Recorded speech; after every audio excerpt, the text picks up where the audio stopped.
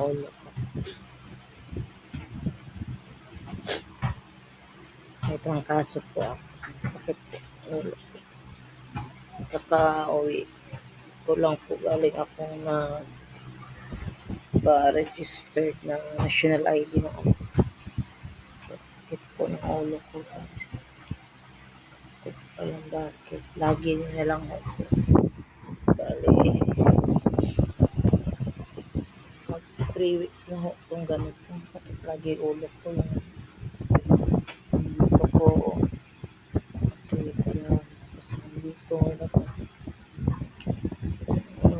Gamot. Pero pag nawawala siya, tapos babalik ulit. Hindi ko alam